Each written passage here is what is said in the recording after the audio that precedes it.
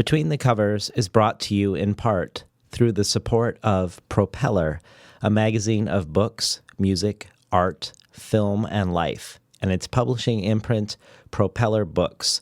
Visit them on the web at propellermag.com and propellerbooks.com or on Twitter at propellermag. Coming up next is my conversation with poet and translator Forrest Gander about his latest poetry collection, Be With. We had this conversation back in early April before New Directions had moved the publication date from May back to August. So I've been sitting on this conversation for many months, which has been difficult because this book is one of the highlights, if not the highlight read of my reading year. Hopefully our conversation will do justice to just how remarkable this book is. If you enjoy today's program, consider supporting the show by becoming a patron at patreon.com/betweenthecovers. Jesse Ball's out-of-print illustrated collaborative book, Vera and Linus, is still available, as are some copies of Ursula K. Le Guin, Conversations on Writing. Enjoy today's program with Forrest Gander.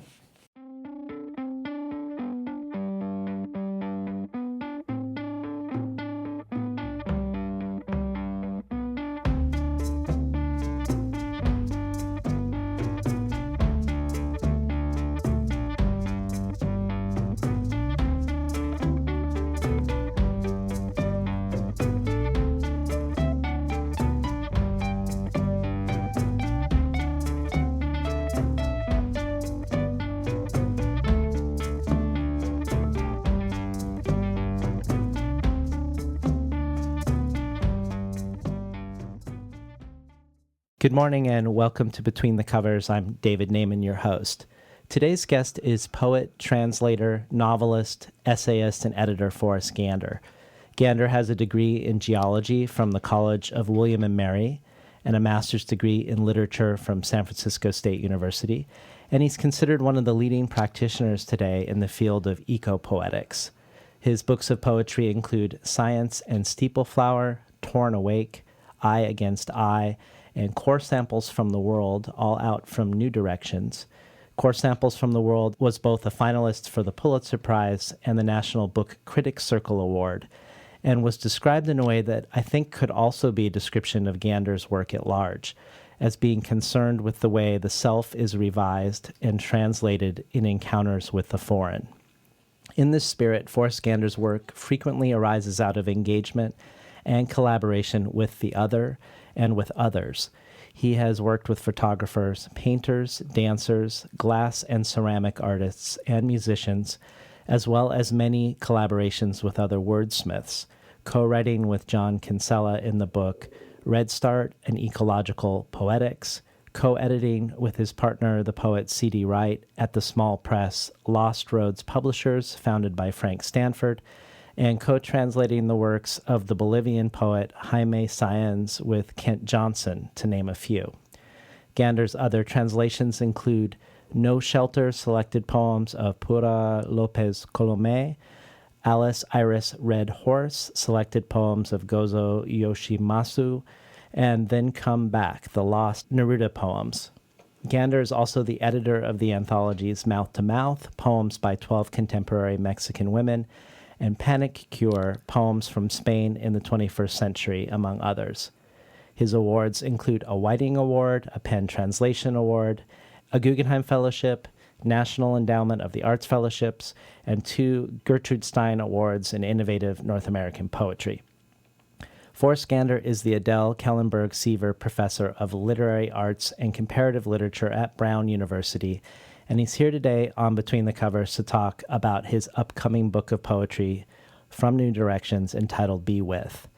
Book Forum says the following about Gander's work. Forrest Gander is insistently, often gorgeously a poet of space. The spaces of landscape and geology, the spaces of erotic and patrilineal bodies, and the spaces among and inside the words on the page of a poem.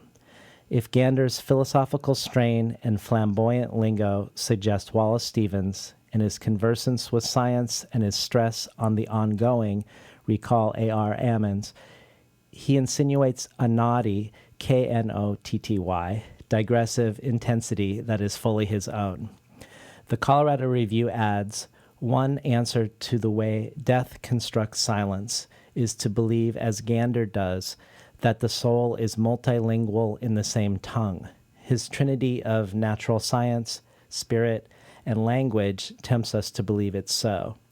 And finally, the critic and poet Craig Morgan Teicher, in his review of Gander's forthcoming collection, Be With, for NPR, says, Forrest Gander's life partner, the poet C.D. Wright, died suddenly a little more than 2 years ago, and this book is one result or record of the aftermath of that loss. In poems that are utterly naked and bereft, elegies, apologies, could-have-beens, Gander grieves and wonders about what's left in his life. There is so much pain in this book, perhaps too much, almost too much, but what is poetry for if not for this? And there's more life in one of these dark words than in most entire books. Reading this book may hurt, but it will help people to keep living through what they thought they could never survive. Welcome to Between the Covers, Forrest Gander. Thank you, David. I'm glad to be between the covers with you. Well, that line of Craig's, that there's so much pain in the book, perhaps too much, almost too much, but what is poetry for if not for this? It mirrors my experience of encountering this work. When I read the poems, I have a strong impulse not to speak afterwards, to be silent, or more accurately, I feel struck speechless by them. And it made me wonder how to begin the interview. And if I were to follow that impulse, I would just have you read poems and then play silence for 10 minutes after each poem. But then I thought you've made me feel this sense of being robbed of speech, using words and using language. And the mystery of that seems like as good a place to start as any. When you look at the first third of the collection, Be With, you see that your early poems seem to be pointing to this mystery between silence and language and the relationship to the unspeakable. In Carbonized Forest, you have the line, here is the untranslation of the world. In Epitaph, a deaf translation, and the script must remain hidden.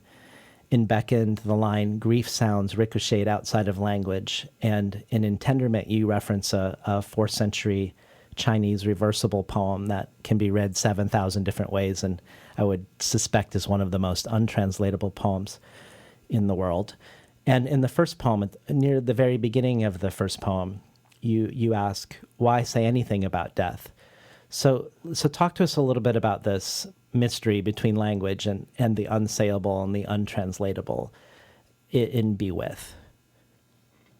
For one thing, I think that poems are very involved with silence. That's often what scares people away from poems. And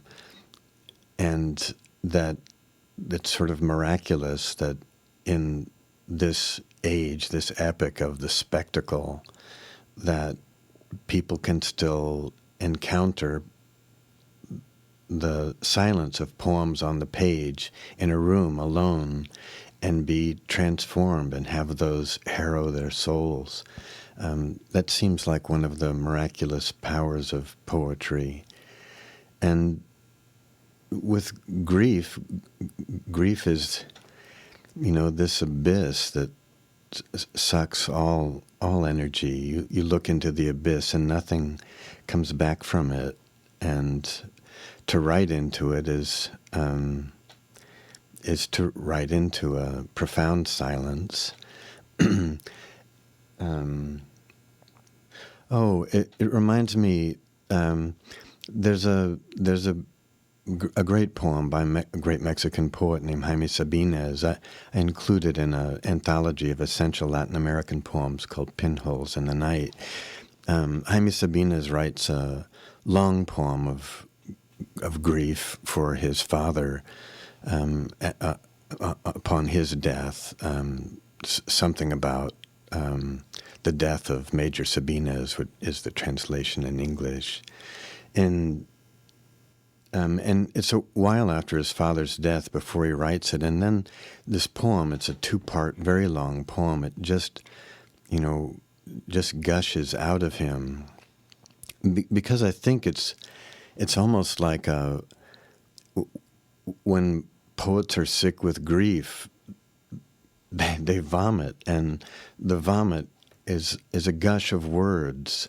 And he says in that poem, he says, "Maldito el que crea que este es un poema," like, damn it if anyone thinks this is a poem, because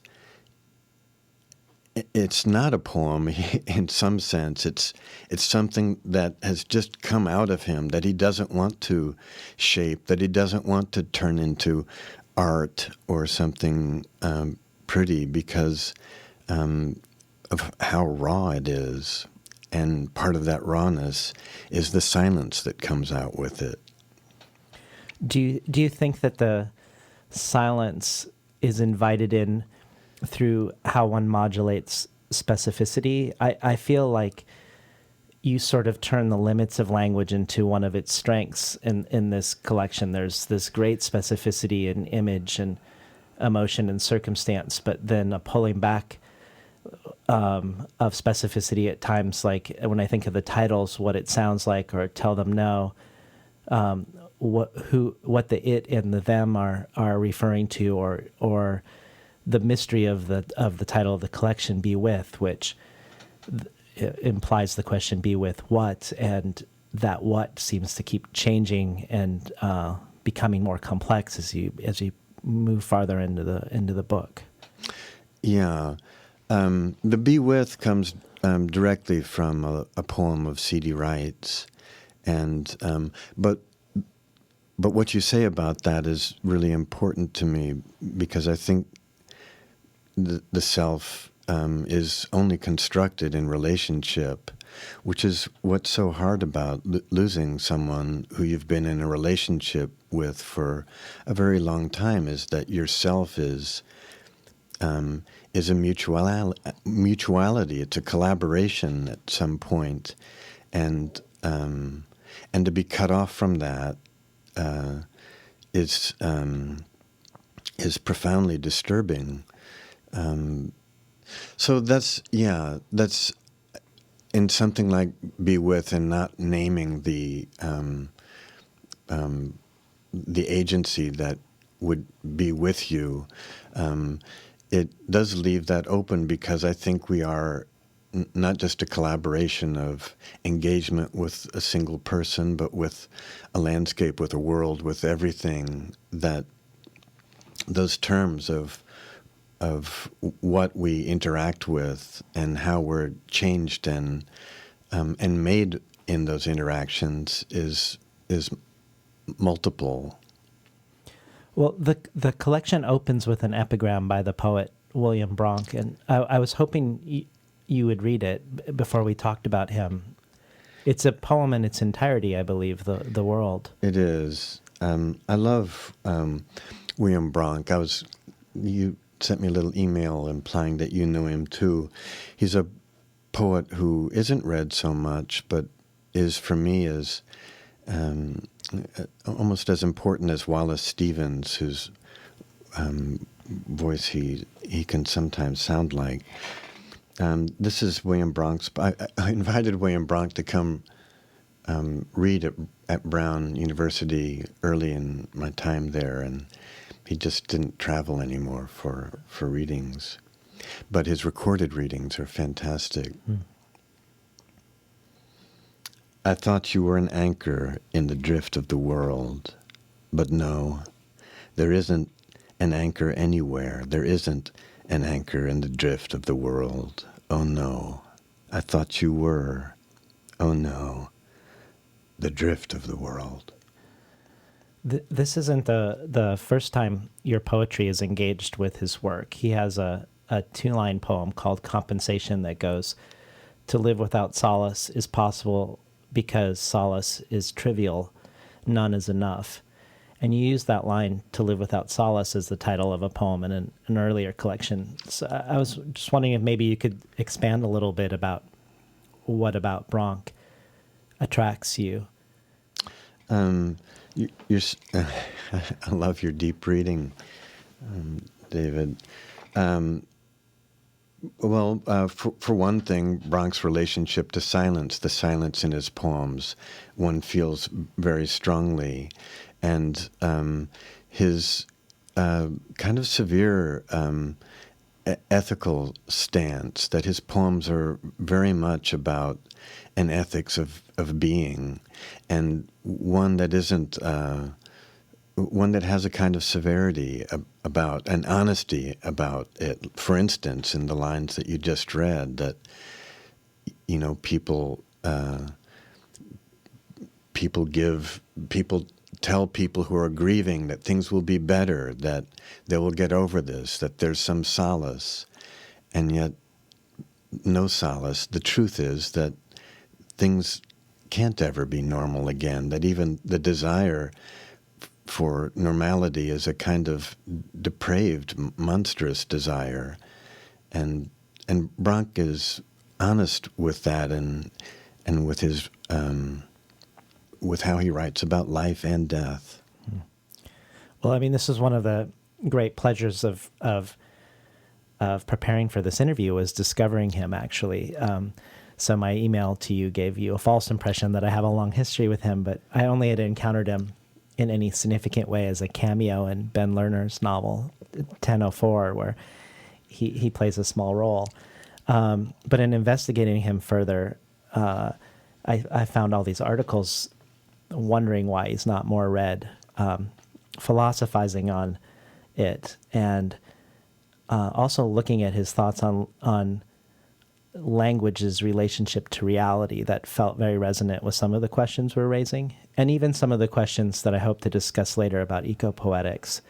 But there's this poem of his, Miscalling, that goes, "Everyday things, work, people, in fact, are real. We sometimes ask if they are. They are. They're not what we call them, though, but something else, and not such that we can ever know." And the literary review, where that they restated that poem, goes on to surmise that for Bronk, poetry is about what exists independent of writing. It's about that something, that force which sweeps poetry and everything else away. Does that resonate with you? It does. It does. And then this, you know, the strange complementary part of that is that all we have is language to try to reach that with, and to express that with, to offer it to other people with. Would you be willing to read Beckoned for us? Sure. Beckoned. At which point my grief sounds ricocheted outside of language, something like a drifting swarm of bees. At which point in the tetric silence that followed, I was swarmed by those bees and lost consciousness. At which point there was no way out for me either. At which point I carried on in a semi-coma, dreaming I was awake, avoiding friends and puking, plucking stingers from my face and arms. At which point her voice was pinned to a backdrop of vaporous color. At which point the crane's bustles flared. At which point, coming to, I knew I'd pay the whole flagpole fare. At which point the driver turned and said it doesn't need to be your fault for it to break you. At which point, without any lurching commencement, he began to play a vulture bone flute. At which point I grew old, and it was like ripping open the beehive with my hands again. At which point I conceived a realm more real than life. At which point there was at least some possibility in which I didn't believe, of being with her once more. We've been listening to Forrest Gander read from his upcoming collection, Be With. This may be the poem I come back to the most in the collection, and I wanted to use it as an entryway into questions I have about marrying an eco-poetic approach to art with a subject that is intensely personal, interior, and subjective. In Red Start, you and John Kinsella lay out some of the defining characteristics of an eco-poetic approach, and they include a dispersal of ego-centered agency, a stance of self-reflexivity, where the poem does not originate in the self, but within the landscape to which it is given back.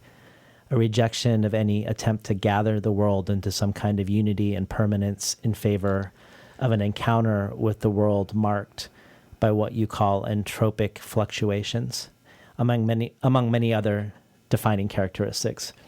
But this poem and many of the poems in the collection take an emotion, grief, that feels so deeply rooted in individual selfhood and creates a language of otherhood to express it. And I'd love it if you could speak to that a little bit for us. I'm not sure that I'm far enough away from these poems to be able to do that. I know that I haven't written poems in the way these poems came to me since I was, a teenager, where these just gushed out of me, and I didn't have an audience in mind. I didn't even have expression in mind. I just, because I've lived in poetry for almost all of my life, that's the form of my response to the world. But I think that grief is something that everyone has in them, that even the grief of the imagination of their own mortality, of their aging, of all the things that we lose, that we manage to keep a rein on to live normal lives. But that when someone speaks of grief, it reaches something that all of us have, a chord that's deep in everyone's solar plexus. Well, one of the things this one poem beckoned reminded me of was a story that Ricky Ducournay tells in one of her essay collections. When it's about one of her first memories. She's learning the alphabet in a picture book, and each page is A is for apple and B is for bee. And she's reading in the grass, and she sits on a bee by accident and is stung. And this is a revelation because it somehow collapses the distance between the signifier and the thing, that B is for bee, but B is also B at the same time. And I wondered about your thoughts on language in regards to our relationship to the non-human other. On the one hand, I think of language like a scrim across reality. For instance, when William Bronx says, landscape is metaphor and only metaphor, but oh, I have loved it so.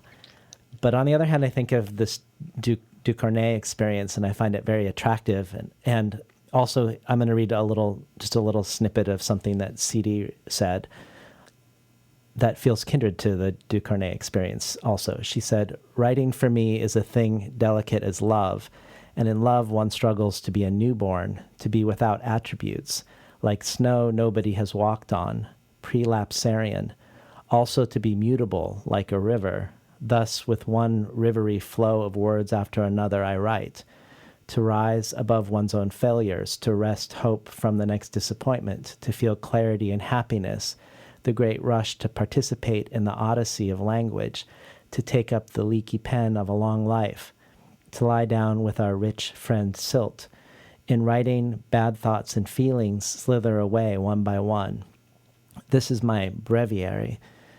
In those words, I feel language is a portal, not a scrim, a portal toward fellowship. That is, or can be, our almost like our bird song, our most natural and vital of sounds as humans. So I wanted to just throw that weird conundrum back in your court and hear your thoughts on that. Well, between you and CD, that was so beautifully expressed. I think that the shift in, to connect it to eco-poetics or just to the 21st century, that our sense of being in control of everything, of that God said, go master the earth, master the creatures of the earth. We don't believe in that sense anymore. And that language which has been used as a very logocentric way of controlling our view of the world and of taking possession of the world. The subject through the verb controls the object. A lot of us don't believe that's a very healthy way to live in the world, and that kind of attitude towards being leads to terrible things, and so that sense that you're talking about also of, I mean, we don't control. We're born into a language that precedes us and that helps shape our mind, just as we're born into an environment that does that. And language is an environment. It's part of an environment that shapes us. And so what CD is saying, and I think what you are too, and what John and I are saying in the book about eco-poetics, is that poetry can happen as like a jazz improvisation, that you don't come to it with answers. You come to it with questions, responsiveness, whatever talents you have, but that are engaged in a tremendous listening into that otherness, and it's that back and forth, the livingness of that back and forth, that can make a poem that's maybe more adequate to our needs. I was hoping you could follow that with you reading First Ballad, A Wreath, which feels like it evokes the sense of languages as communion. Thanks for having me read this poem. This poem is started out as a translation of a poem by Wanda Yepes, who's better known as St. John of the Cross, and then became transformed after CD's death. And it's the most unlike all the other poems in the book, and in some sense the most abstract.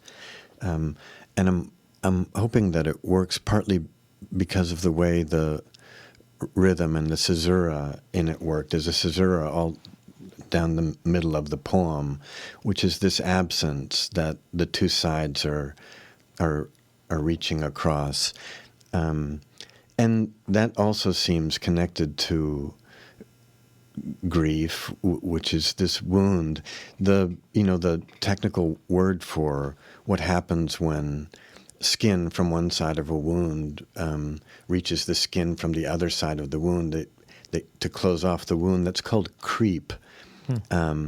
And I think there are wounds that are so profound that they don't heal, that caesura stays there, and that the call back and forth across that chasm is all there can be.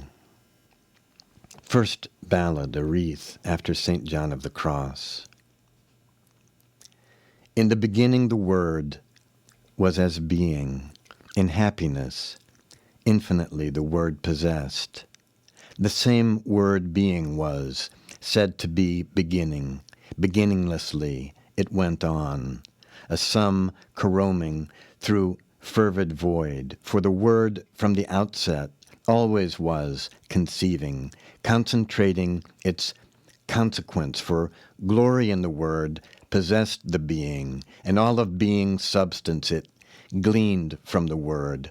Lover in beloved in the other one went on, and that love which entwined them was of the same sum, two voices, one beloved among two, and in them each one happiness rendered them one lover, a splendor unconfessed, gleaming, as two possess one being.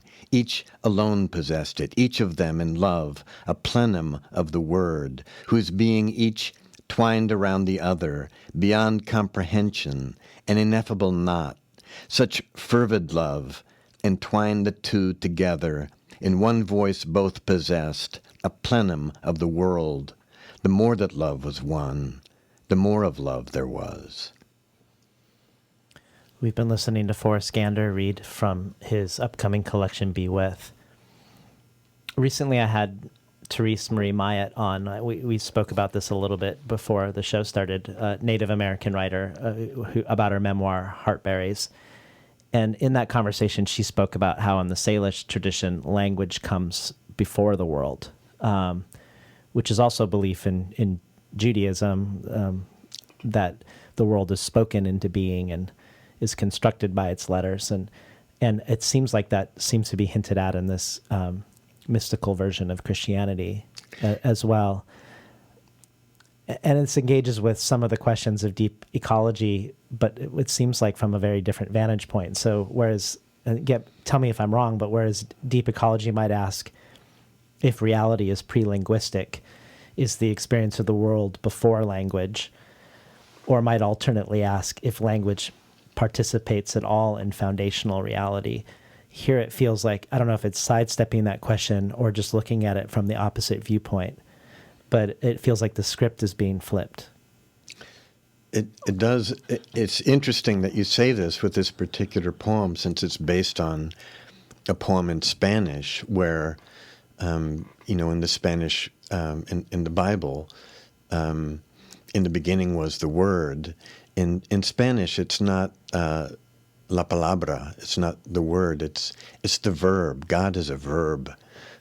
Oh, wow. And so that's very close to the sense that Fenollosa and Pound have in their sort of discovery about the Chinese language, that it's based on verbs. It shows action everywhere, despite all they got wrong with their interpretation of the ideogram. Modernism is based on the movement towards action, towards that living verb. And the two things that I think of are the Mexican healer, Maria Sabines, whose work so influenced Anne Waldman's work and lots of people's work in the 60s. She healed people with words that were given to her by mushrooms, by peyote, that the world gave her words that weren't her own, and those were the words that healed the people that she lived with. And then I think of this case you mentioned, Jaime Saenz, this Bolivian poet that Kent Johnson and I translated. And Jaime Saenz was deeply influenced by the Aymara, the largest indigenous population of Bolivia. And in Aymara, it's impossible to say something like Joan of Arc burned at the cross in 1342 or whenever she did, because everything you say has to be qualified by whether you witnessed it or whether you just overheard this information. And in Aymara culture, especially with the older Aymara, when they talk about the future, they point behind their back. The word for future is the same word for behind, that the word for past is the word for front. And when people talk about the past, they'll wave forward with their hands. And that conceptually, their relationship to the world may be related to their sense of language, and that in a language where so much has to be qualified, so much has to be specified as to whether it was witnessed or not, that you would put the past, the things that have been seen in front of you, and the future, which is always invisible, behind your back. Different ways of the world influencing language, perhaps. I love that. Would you read us Madonna del Parto and maybe speak a little bit about it afterwards? Yes. So the painting Madonna del Parto, is in a little tiny church, not much bigger than this room in Italy, and it's a painting of the Madonna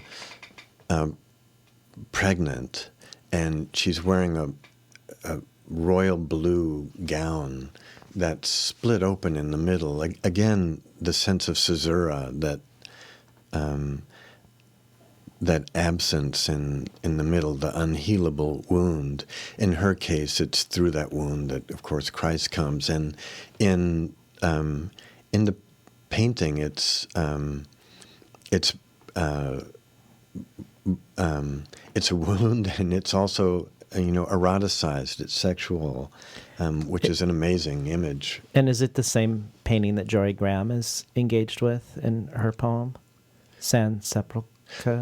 No, that's the one she's writing about. The son of Wright being. If I'm thinking of the same poem that you're, that long sort of autopsy of the child on the. No, there's one of the pregnant Madonna. I wonder if it's the same painting though, because I don't think there's just one. No, of course there are probably others. Yeah, and I love her work, but I can't remember that poem in particular. Yeah. And yeah, so then what's the relationship of that title to this poem? I guess I shouldn't try to explain that. Madonna del Parto.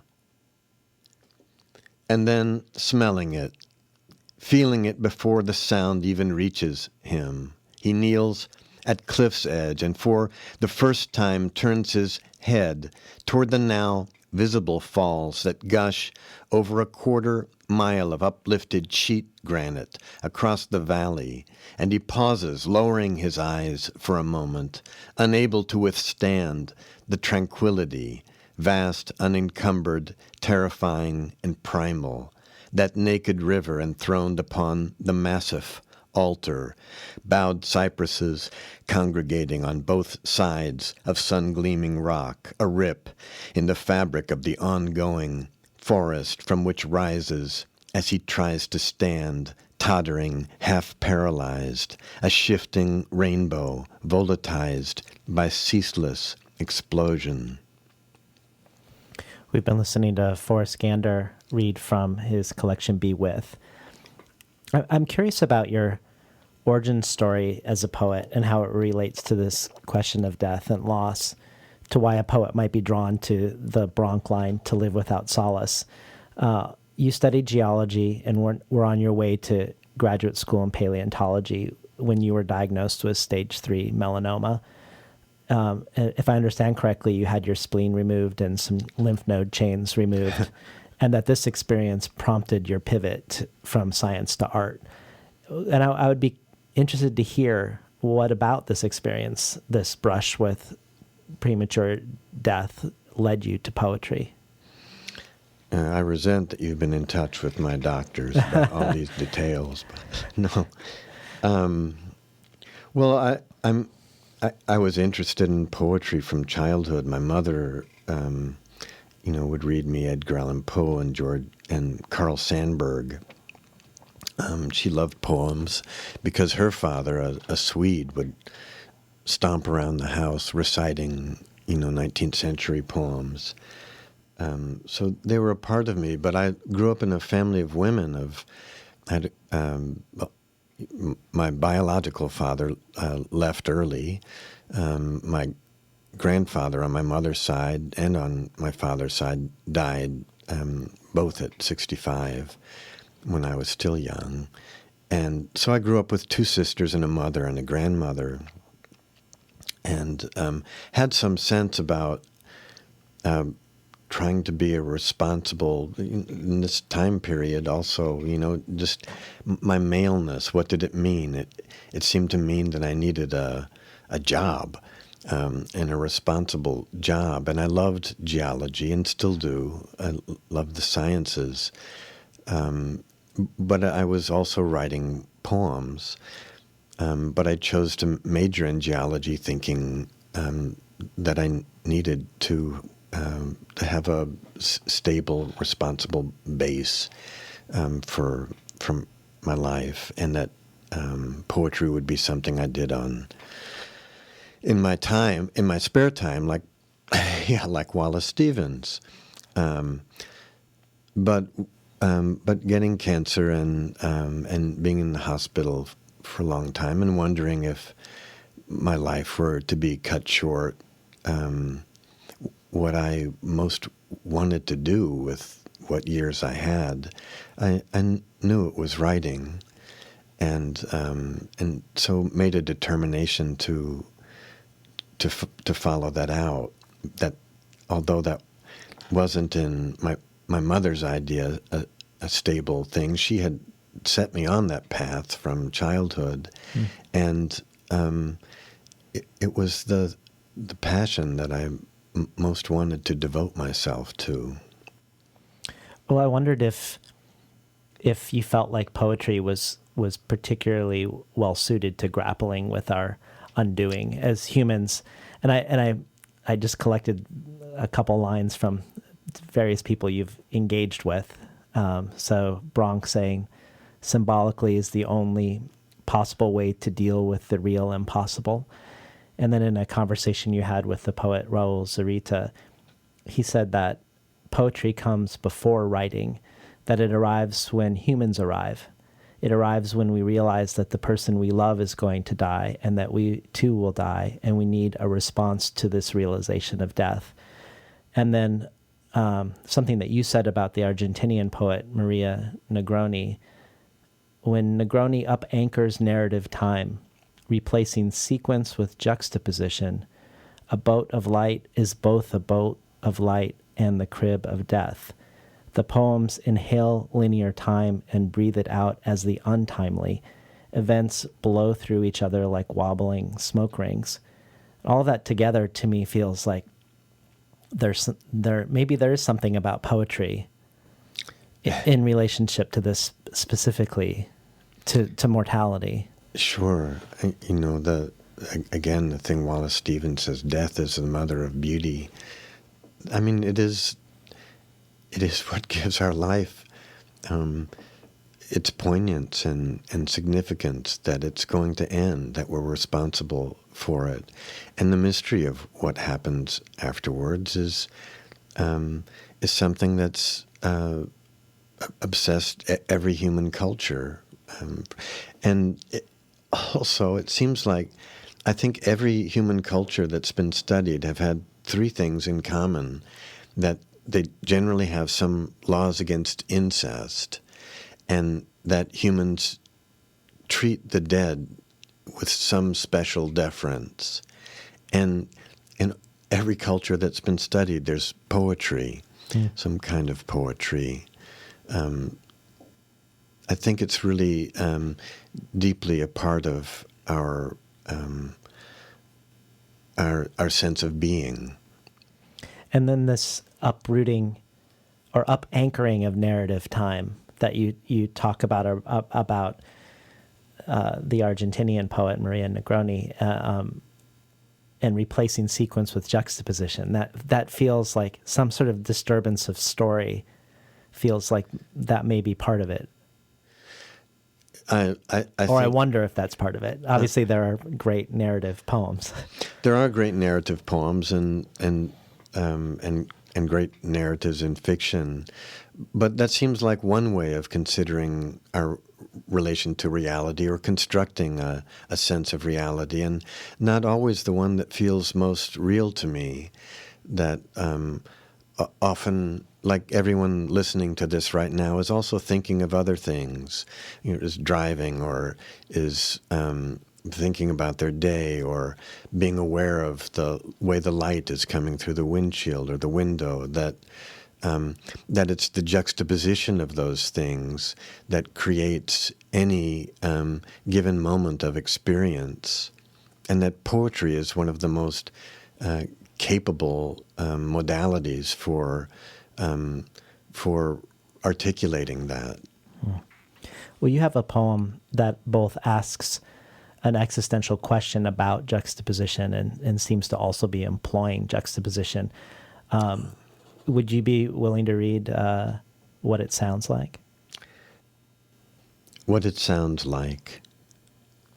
As grains sort inside a schist, a woodland indicator called dark dog's mercury, river like liquid shale, and white-tipped black lizard turds on the blue wall, for a loss that every other loss fits inside, picking at a mole until it bleeds, as the day heaves forward on fake determinations. If it's not all juxtaposition, she asked, what is the binding agent? Creepy always to want to pin words on the emotional experience. Azure hoplia cockchafer, the caddis worm, the bee louse, blister beetle, assassin bug.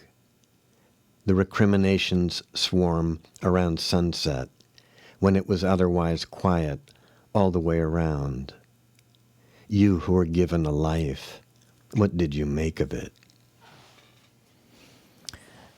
In the discussion about this poem in the Poetry Magazine podcast, they talk about how each of the lines feel almost aphoristic, like they're floating and they're juxtaposed, which when you actually explicitly ask the question, if it's not all juxtaposition, what is the binding agent, seems to direct the question at the poem itself. I couldn't help but presume that the she who asked was CD, but tell us a little bit more about this question arising in this particular poem and this form. I think what the demand that poetry makes on a reader, which is different than the demand that fiction makes on a reader, is more involvement in determining how a poem means, and not determining logically that the poem means X, Y, Z, but to determine how the poem feels, how its meaning feels inside of one. And so, whereas, fiction usually has a plot that begins, that reaches a tension point and has a conclusion, poetry can put into play, and again, this gets back to that sense of an eco-poetics. It can put into play multiple simultaneous events, considerations, images, textures of language, that the hungry reader is involved in processing and metabolizing for the poem to have meaning. And that involvement, especially in this time where so much is flashed at us and that so much of sensual experience is a kind of a visual blast, and where we sit and passively receive TV or movies or videos, that this is a different kind of involvement that summons a more active response from its participants. Well, when I think of that question posed, if it's not all juxtaposition, what is the binding agent? It makes me think also of some of your writings about phenomenology, particularly the term that the phenomenologists use, intersubjectivity. And I wondered if intersubjectivity was kindred to the idea of interdependence that you see in Buddhism and also some ecological thought. But either way, I was just hoping maybe you could speak to intersubjectivity, either philosophically or what its aesthetic implications might be. Yeah, I like the connection that you make also between the sort of phenomenological intersubjectivity and the Buddhist sense of relationality. The big turn in philosophy, continental philosophy, for me, is that turn from Descartes saying "I think, therefore I am" to Husserl saying all of your thinking is already engaged with the world. You can't just be somewhere thinking that we're in relationship from the start. That's the phenomenological sense that I would like to heighten in my poems, so that we don't feel so independent of the rest of the world, so that we can control it the way that Westerners have, to the great detriment of the environment. That perhaps in the smallest ways, poetry can help reframe the way that we think about being, so that poetry does make something happen, even if it's just minuscule, that those can create changes. Oh, this question of the relationship between science and subjectivity is one that I've been particularly fascinated with, and I feel an attraction towards inviting people on the show to talk about this question specifically. In my interview with one of my interviews with Ursula Le Guin about her poetry, we talked about how she felt like science's banishment of the subjective was one of its great errors, that the forbidding of any fellow feeling with other creatures from the scientific endeavor had actually warped the scientific endeavor. And you've also quoted George Oppen, who said, the subjective is not outside of nature. It is included in nature. It is included in the world. But a lot of people think of subjectivity as bias or as self-interest or hermetic or selfish. And even in Red Start, your book with John Kinsella, one of you says, so I'm not always entirely sure who's speaking at different times, and I think that might be intentional, but one of you speaks from this other vantage point or meaning of subjectivity and says, why does the land have to give something back to the writer? Why do we need a bridge between self and wild to write about the land? This disease of Western subjectivity, this defense of the natural world, because it has so much to give us, grant us, return to us, reward us, or affirm us, is the final sliver of aesthetics that would guarantee the hobbling and dilution of any poetic resistance to the killing of the land itself.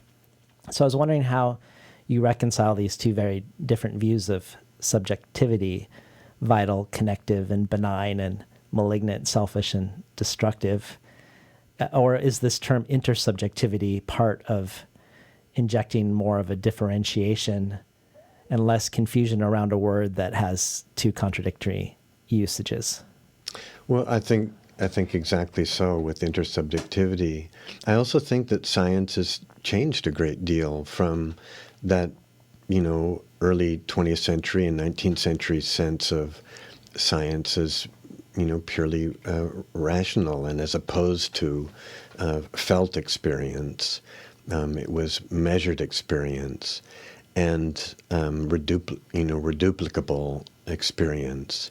But the science of the 21st century and the late 20th century is about indeterminacy and the recognition that when we look at something, it's already being changed, and in that relationship. Is that true? I know that's true in physics. Is that also true in the biological sciences, or say in medicine, clinical sciences? Are they? I still think of, like, for instance, the double-blind placebo study, this idea of taking all that's not objective out as much as possible in the form is considered the gold standard. Yeah, which seems to me bizarre. It's like in philosophy, the notion of bracketing out parts of experience so that you can look at something else. But,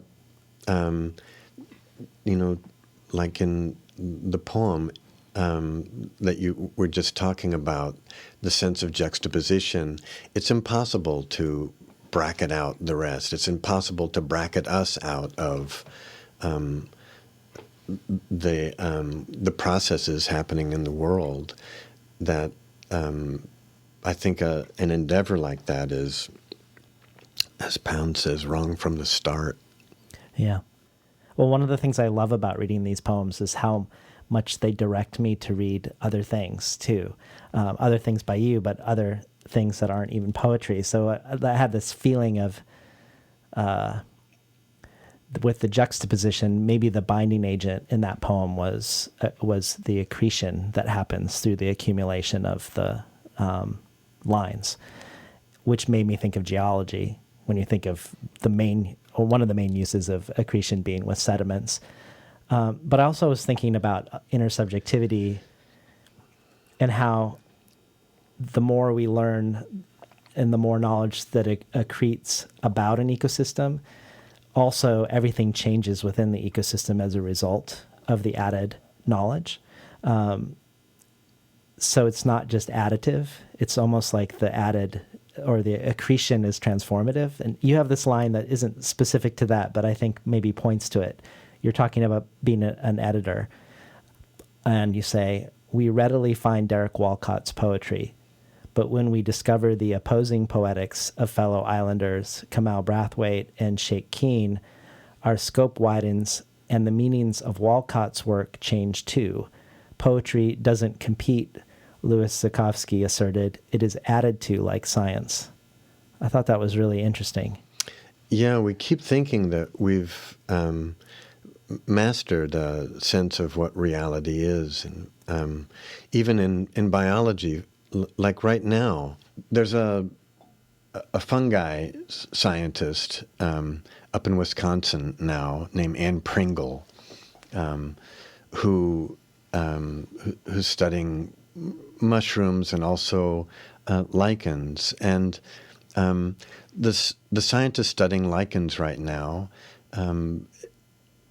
most of them admit that they really have no idea what lichens is, that it seems to pose a challenge to the order of nature that we've constructed, because these two components come together and they retain a degree of their individuality, but they become something that's completely different, and that can even act in some ways, some scientists say, like an animal does, in as much as sort of excreting something outside of itself to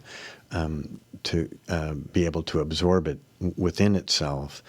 That our sense of our sense of what reality is and the terms that we've constructed for dealing with it, for imagining it, are constantly being shifted and will continue to be. I know it's been a while since you read What It Sounds Like earlier in the program, but you mentioned something called Dog's Dark Mercury. And tell me if I'm wrong, but I went to look it up, and what I discovered, it was a plant, a ground cover, that only grows in undisturbed primary forest. So in secondary forest, it won't grow. So it becomes an indicator of the health of an ecosystem. And yet it's also super poisonous to humans. So it represents this healthiness and this promise of death at the same time. And it made me think of the bees in the first poem you read, that are both a force of nature and also sort of a force of your own anguish and self-recrimination, and of the wolf in stepping out of the light. I was hoping maybe you could read Stepping Out of the Light and talk to us a little bit about it. Okay. Did I get that right about the Dog's Dark Mercury? Yeah, and actually, yeah, so the connection I was thinking of is lichens is also just like that. We can't eat most lichens. A lot of it is poisonous. Like wolf lichens kill all mammals except for mice, for instance. But it's an indicator species also. It's one of the first things, like Dog's Dark Mercury, to show that we've begun to pollute, to change an environment.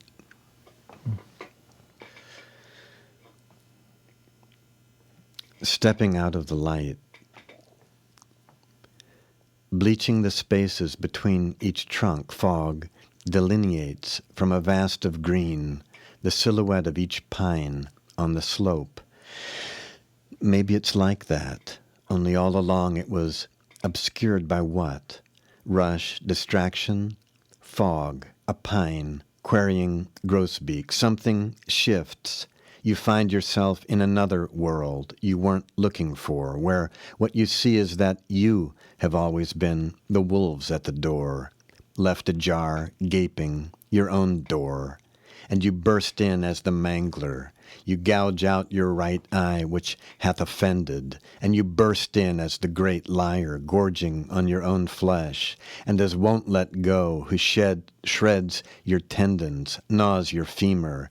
You can't stop bursting in, coming upon yourself alone, vulnerable, in the privacy of your dying, bending to pick up with a tissue a crushed spider from the bedroom floor, half sensing in your solar plexus the forces of that which cannot yet be sussed, discovering yourself once again already to have been inside something, like an equation with a remainder, a deodand, a reminder of the impossibility of reconcilement. To what? Once again, forgive yourself, they say, but after you forgive what you have lived, what is left? You can't set aside the jigger of the present from the steady pour of hours, or even differentiate trails of ants scurrying through some massive subterranean network from the shredded remains of a galaxy backlit by star glow. Time to close the door, you think, but your face is changed. So many crow's feet. You must be on to the next stage, in which you begin to recognize your mortal body, that nexus of your various holds on the world, as repository of everything you didn't know you took in, human and not, all of it charged and reactant, which accounts for the trembling in your hands as now you discern the body of your body, like a still hanging bell that catches and concentrates each ghostly, ambient reverberation. We've been listening to Forrest Gander read from his collection Be With. I want to pivot to talking about collaboration and what some of your impulses or motivations toward so much of your career being defined by collaboration. I have my own theories, but I would love to hear yours. Well, it's interesting because you're a collaborator. That's sort of your art. You have a kind of score that you're starting with, but you're open to changes, to adjustments, to dealing, again, like an improvisatory jazz band with what's happening in the moment that it's happening. Mm-hmm. So you may be more expert at talking about collaboration than me. But for me, it models a social possibility of, getting rid of the ego, the sense that you control everything, and making yourself vulnerable, open to input which you're not in control of, but that can open up things inside you that you wouldn't have brought to the fore otherwise, and so it is capable of expanding one's own repertoire and maybe expanding one's own sense of what it means to be human. Mm-hmm. That we're expanded inside the imagination and inside the engagement with the imagination of others. That makes me think of my discussion with Elliot Weinberger about translation, where he talked about up until mid-20th century, almost every significant poet was a translator in the United States of American poets, and that now it's extremely rare. And I think of that because of you talking about being open to inputs that are beyond our control, and then thinking about him talking about how a community can't stay vital or revitalize itself without these inputs through translation. So without engaging with these other traditions and bringing them in. Does that seem connected to you? No, absolutely. Yeah, I think, language becomes dead unless it's changed. And we see in all the dramatic moments of literary history, writing changing through translation. It's Chaucer's ear for the French Alexandrine that helps change, that helps move English poetry from tetrameter to iambic pentameter. There's both the private act of in translation, where I think, and Elliot Weinberger is one of the best people to read about translation, what he's written, and one of the most delightful things he says. Because I've taught translation, and there's lots of people teaching theory of translation who, aren't notable writers or translators themselves, but love the theory. And Eliot says, at the end of when you get down to the lick log, he doesn't say that. That's C.D. Wright with their Arkansas phrasing. When you get down to the lick log, the theories are beautiful, but they have nothing to do with translation. There's the theories of thermodynamics, and then there's cooking. and there are poet translators who I really admire now. In fact, there is a translation of that infinite poem that Chinese, I think it's 7th century Chinese poem. It's by a woman, interestingly, which gets left out of sort of the history of Chinese poetry until it's recovered. But David Hinton, a poet and a wonderful translator, has translated that poem. And I think Jen Bervin's working on it. And Jen Bervin's working on a marvelous project involving that poem and tapestry. And Rosemary Waldrop, one of our most important American poets, is a major, major translator. And for me, the act of translating has changed me. It brings into me the music of someone else's mind, and that expands the music available to me. But I think of it also in terms of being an American poet, being a poet whose language has displaced so many languages around the world, so many languages that are disappearing, that in translation, in good translations that bring into the new language, an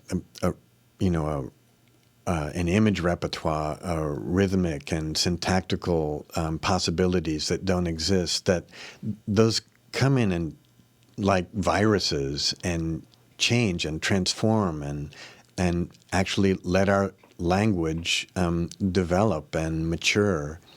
And that it's important at both an individual sense for a writer and in terms of language as a whole.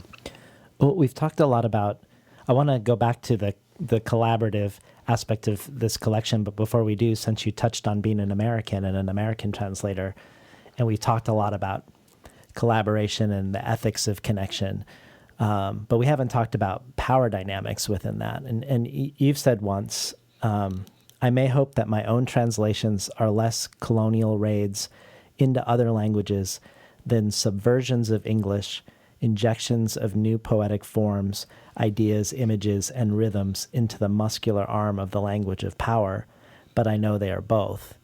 How do you grapple with that aspect of, which I think would also be a eco-poetic concern as well, but how do you grapple with the desire for collaboration and for intersubjectivity and interconnection, and also be respectful of people who don't have the same access to their voices being heard, or that you're bringing in influences into the language of empire?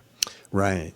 So, one of the arguments about translation is that it can be a way of mastering the other language, of controlling it, of putting into our language so that we own it, and have sort of taken it away from this other language. There are few writers that I've met, however, that don't like to have their work translated, and I think that our notions of translation have changed a great deal since the days when all poems that were translated into rhyming quatrains in English, no matter that they were, Chinese poems or Japanese poems or poems with completely different forms. That translators are much more conscious ethically about their responsibilities. And so I approach tentatively, like a snail with those horns that touch and retract. I want to be very sensitive to what I'm doing with language, and I want to respect the difference of that other language and to be able to hold that in a translation. So backing up to the collection Be With, it actually has a remarkable amount of collaboration or histories of collaboration in it. An early version of one poem with a glass artist and a ceramicist in C.D. Wright, and then a collaboration with the filmmaker Gus Van Sant in the longest poem, or a version of the longest poem, and then a series at the end that's a collaboration with a photographer. Can you talk a little bit about how these different forms are entering this collection? I can, of course I can. And in the case of the Gus Van Sant, it was his actually paintings and my poems that went with the paintings. And in the case of Michael Floman, this Canadian photographer who puts out at night sheets of photosensitive paper in creeks in the Canadian forest so that starlight creates patterns on them, and so do little fish and minnows swimming around on them, kind of eco-poetics of photography. All of those collaborations took place before this tragedy befell me, and all the poems changed after that. I went back to them, and they became something else other than what they were to start with. And that's that sense of poems like translations never being finished. There was a real sense for me that when we arrive at the last section, the literal zone, Littoral, that we sort of step away from the personal narrative, and that we're in a place that's questioning, that feels strangely less human, and at the same time is questioning human perception at the same time. I don't know if that's touching on something that you intended, but standing on the shore and observing and wondering about meaning making in relationship almost literally to the eye. Yeah, those photographs of Michael Floman cause us to question. We can't quite figure out what dimension we're looking at, whether it's large scale or whether it's really small scale, and so that brings into question, and they're dark and they're black, and again, sort of looking into the abyss and trying to come back with something from there, or finding that it sucks out of us this response. So those poems are, at the very end, are more abstract, but still wrapped around this absence and this question of how to look into absence, how to look into something that you can't identify, that you can't measure. Well, I'd like to potentially end on probably an unanswerable question. With all of these questions around decentering the I, the evocation of inner subjectivity and fellow feeling in one's poems, it sort of suggests the hope, at least, that modeling this in your poem can encourage changes in the world. That by doing this in a poetic form, that the way we gesture when we're not in poetry might change. And you in Red Start again with John Kinsella, you look at both sides of this and don't try to reconcile the contradiction. For instance, you say, it's interesting to consider classical Chinese poetry, which, with its absence of personal pronouns, simultaneous but non-hierarchical meanings, indeterminate term relations, and linkages between the natural world and the world of human emotion, perception, and experience, it satisfies many eco-poetical aims. Yet the Chinese have a long, pervasive history of what the Western world calls animal abuse and environmental degradation, not to mention a deeply hierarchical social structure and oppressive political regimes. But then not long after in the book, we're getting the field work of Daniel Everett with the grammar of certain tribes in the Amazon and what you mentioned around the Aymara in Bolivia, and really clear examples of the ways in which the structure of sort of the grammatical world is reflecting back in this feedback loop with the way people are moving in it. Having grappled with that yourself, do you feel like you're closer to one of those than the other? It's like that question. Is it that Merwin asks when he's a young poet about how you know if a poem is good, and I forgot who the interlocutor is, who says, if you have to know, don't do it. That we never know how our acts or our words are going to be used by others, what effect they'll have. It can be very different from our intention, but that doesn't mean that we can't struggle still to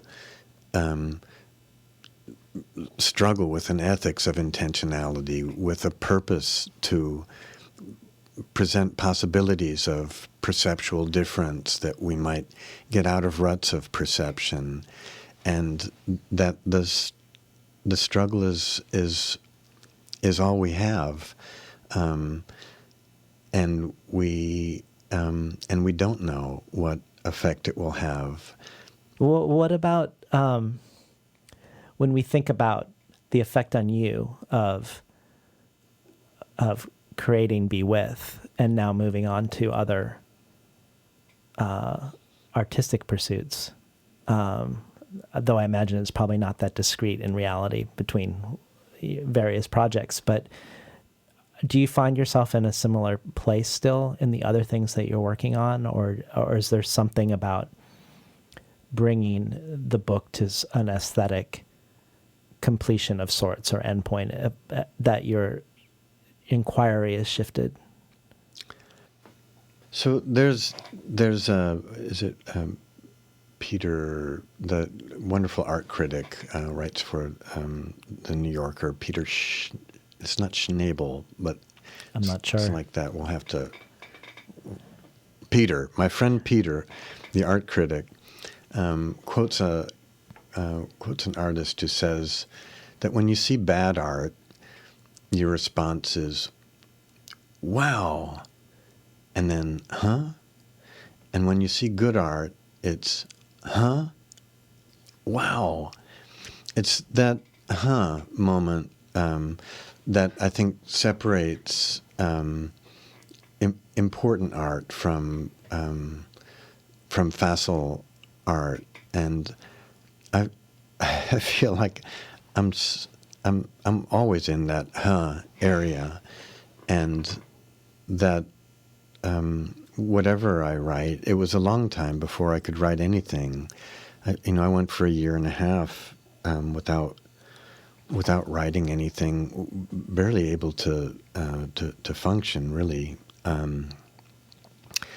And I don't. I know that everything that I write after Be With is going to be involved in grief.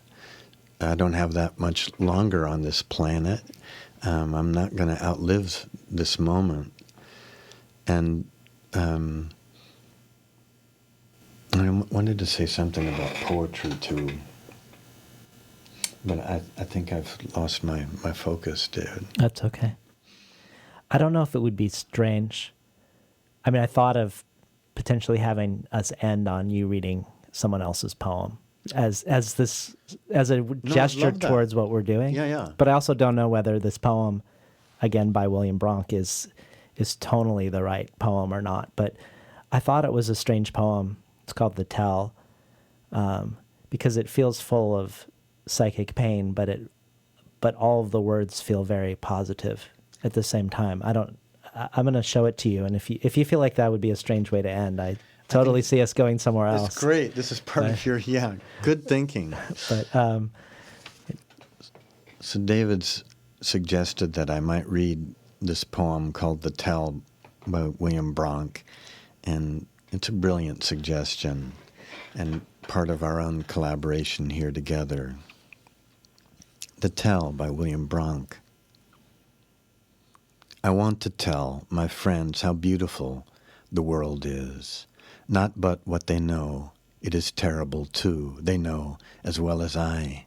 But nevertheless, I want to tell my friends. Because they are, and this is what they are, and because it is, and this is what it is. You are my friend. The world is beautiful. Dear friend, you are. I want to tell you so. Thank you so much for being on the show today, Forrest. Thanks a lot, David, for your wonderful, deep intelligence and for your reading and poetry. We were talking today to poet and translator Forrest Gander about his upcoming book, Be With, from New Directions.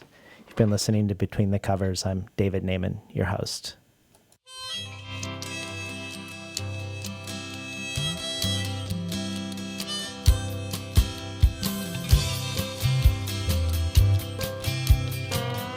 Today's program was recorded at the studios of KBOO. Volunteer-powered, non-commercial, listener-sponsored, full-strength community radio from Portland, Oregon, found at kboo.fm. More of Forrest's work can be found at forrestgander.com, and Forrest Gander will also be adding a new unpublished poem, Twice Alive, to the Patreon bonus archive. Twice Alive arose from a collaboration with Anne Pringle, a lichen and fungi scientist, Emily Arthur, a Native American artist, and Lynn Keller, a literary critic. Twice Alive will join readings by Carmen Maria Machado, Vicky Now, Therese Marie Myatt, Molly Crabapple, Chelsea Hodson, Sheila Hetty, John Keane, and others. And you can find this at patreon.com/betweenthecovers. Finally, I'd like to thank Imre Lodbrog and Barbara Browning for creating this outro. Their album, Imre Lodbrog, A Sapatita Me, can be found on iTunes. And Barbara Browning's trove of ukulele covers can be found at soundcloud.com/Barbara Browning.